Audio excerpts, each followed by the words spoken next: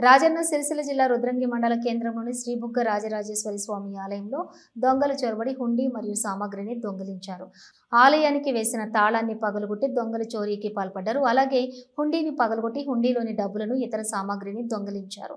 ఆలయ పూజారి ఇచ్చినటువంటి సమాచారం మేరకు ఎస్ఐ శ్రీనివాస సంఘటనా స్థలానికి చేరుకుని దొంగతనం జరిగినటువంటి ప్రదేశాలను పరిశీలించి కేసు నమోదు చేసుకుని దర్యాప్తు చేస్తున్నారు.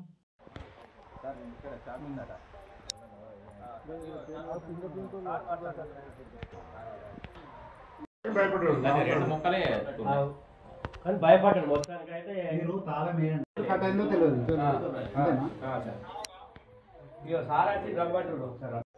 ఎన్ని పైసలు వేణాయి అనేది మనకు ఐడియా ఉంది.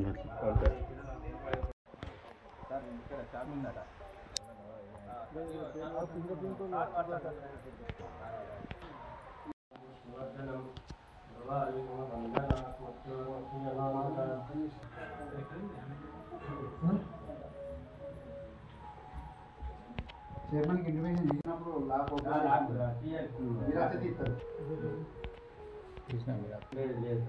ఒక సీసీ కెమెరా పెట్టిపోయేది ఇట్లాంటి ఇబ్బంది